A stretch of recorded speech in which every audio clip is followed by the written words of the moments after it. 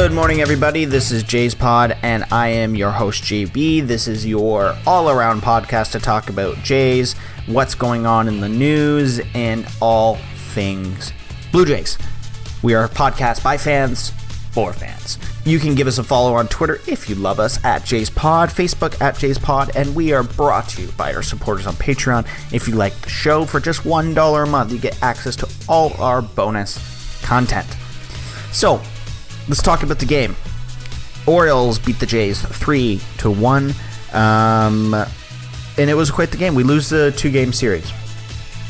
While starting off the season in Baltimore, we are off to Tampa Bay next, so we are not going to do a wrap-up anymore of the game for two reasons. A, I've proven last episode that I am not a sportscaster and I cannot do the wrap-ups. So we're just going to scrap that up. And for the second reason, I am away for the next week. So I am doing this podcast from a hotel room in the Hammer. So I will not be near my main computer that I cut clips with and put it on. And I just feel like the show is nothing without some clips in there. So I don't really want to do the wrap-up, because what makes the wrap-up work so good is the clips that you hear. So the scoring was Devin Travis singles on a line drive to the right fielder, and Justin Smoke scores. And Kevin Pillar to third on a throw. That was in the top of the third. The bottom of the third, Adam Jones for Baltimore hits a homer on a fly ball. And the bottom of the fourth, Chris Davis hits a homer to center field. So all the scoring for Baltimore was done by home runs. The scoring for the Jays was in the short game, folks. And it is just one of those things. The Jays have always been, since this new team sort of took the reins, has always been about long ball. They like to hit those home runs. They can get those base hits from dropping it into the outfield. And normally what I would do on this show, and my idea on this show, is to just go to Twitter and actually pull people's tweets from the vast majority of tweets that are out there regarding the game. But I could not find a tweet that I felt comfortable reading on this show, because I do not want negativity to cloud what our season is. And I'm putting every fan that's listening to this on point for this. If I could just judge by Twitter, and even the subreddit, if you follow the subreddit, the game day threads, the season's over. It's done. So why do we even bother then, folks?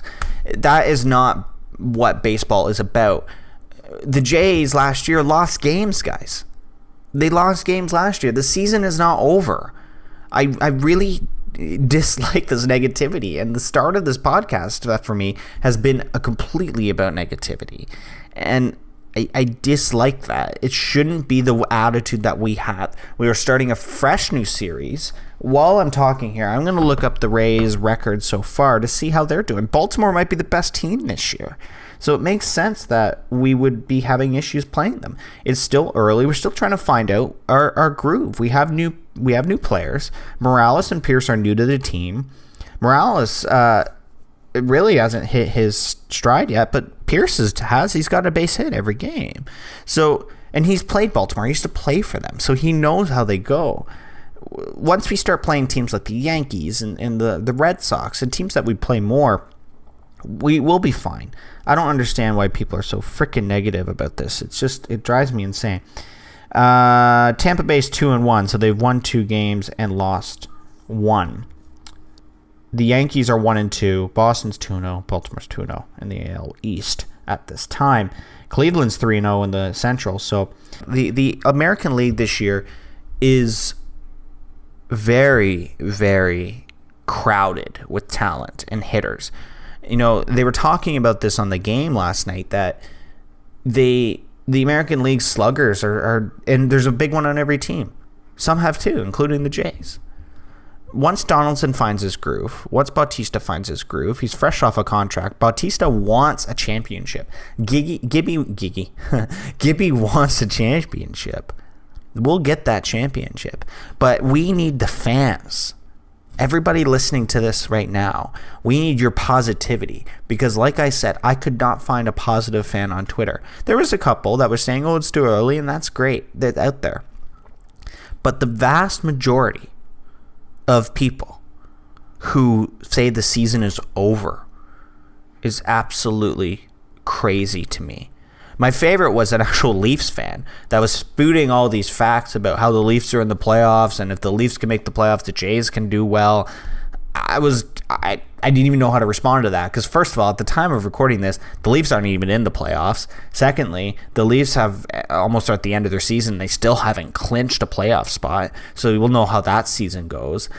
Third, it's the Leafs. It's a completely different sport. But he's sold on the fact that, okay, the Leafs are doing well, so the Jays need to do well, so something's wrong. It's crazy to me. But I guess that's the way she goes. That's how fans like to voice their opinion, and what I need to say is it's early.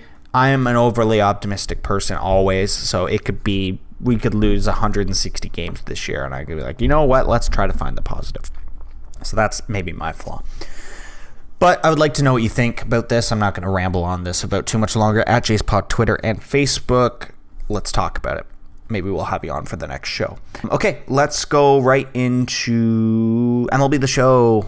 We don't need a banana. No, we need a champagne. So as you know, if you've listened to the last two episodes, we like to make our predictions via MLB The Show 17. We run the next game in the show simulation and see what comes out. So with the current rosters, no injuries, the Jays beat the Rays 6-0 on a huge rally in the 8th. All 6 runs were scored in the 8th inning. It's pretty good. I like that. That's the Jays that we know and love, folks, where we can just hit rallies and rallies and rallies and score. And, you know, the Rays might be the team that we do that with. We don't know. Baltimore is a tough team this year, folks. They are good. So we have a long series against the Rays, and then it's time off, and then we're home. We're back in the Rogers Center, or Sky Dome, if you really want to call it that.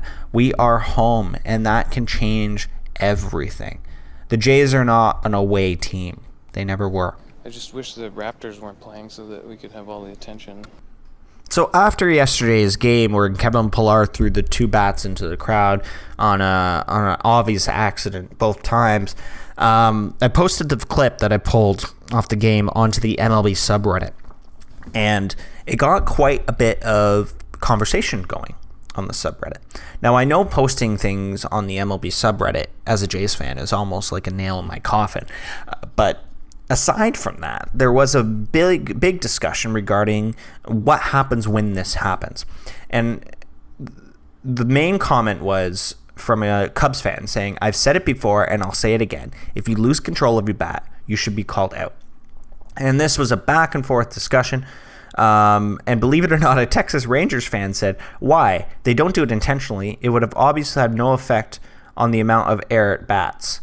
And there's people agreeing, and he was the top upvoted person on this. And believe it or not, I posted the same video in the Jays subreddit, and this comment was downvoted all the way to the bottom. In fact, I don't even see it unless I click a certain button. And it's from a user named KLucas31, and I'll try my best to read this. You know my reading skills. Honestly, if MLB isn't going to put more netting up, they need to start fining guys for this. I know the players aren't meaning to do this, but one of these times when a little kid gets hit on the noggin or something, it could be bad news. I've said that the MLB is waiting for someone to die before they expand the netting. The lady in Boston almost died a couple years back. Verlander says players want it. Just my 2 cents. Another user commented, you want to fine the players for an innocent mistake? It's not like they purposely toss their bats in the crowd, try to hit people. What about foul balls? Should we fine the players for accidentally hitting balls into the audience as well? I agree the MLB needs to put up more netting, but fining players isn't the right way to go about it. And then that was sort of the end of that. So I would love to know what you guys think, because I'm kind of torn about this issue. I think the players, the users here are correct in saying that there should be more netting around the baseline. But at the same time, there's not netting around a hockey arena except at the ends. there is netting behind the home plate in all fields. And catching a bat is sort of a great souvenir. It's sort of the effect of baseball. These guys are swinging so fast, and the momentum of the bat can launch it high up into the 100s in some case. It's just the way baseball works. And if you go to a baseball game and you're not paying attention enough that you get dinged in the face with a bat, then that's just the way it is. And I'm sorry, but that's baseball. It's the same thing with foul balls. The guy makes a good point. I still think that the players should not be fined. They should not be called out. I don't think it's justified for that when it is an accident. I could see if Kevin Pillar was frustrated that he didn't get the ball and he just threw the bat into the audience's range, fine. Throw him out, fine him, whatever. That's just the way it goes. But to fine people or to call people out for throwing a bat into the crowd on an honest mistake seems atrocious to me, and I think that's just too much, and I think that's out of the MLB's hands to control and regulate. But again, I would like to know what you guys think about this at JacePod, both Twitter and Facebook. Please and thank you.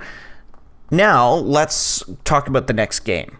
So we are heading off to Tampa Bay to play the Rays, the 2-1 Rays, on a quick game series for the rest of the week and into the weekend.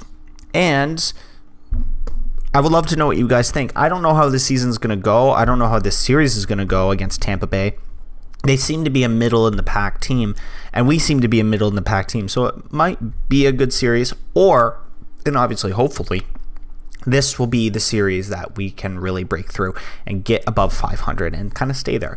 So we'll see what happens. The game is scheduled for 7:10 tonight, and I will be not doing a podcast by tomorrow morning. I will be away for work.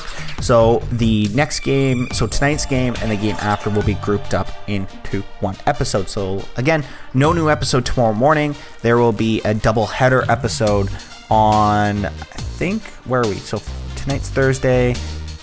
So there will be a double header episode for Saturday morning. Got that? Okay, cool. So, as always, follow me on Twitter at JacePod on both Twitter and Facebook. And if you like the show, support us on Patreon. Thank you so much, guys, for listening. I will see you guys on Saturday.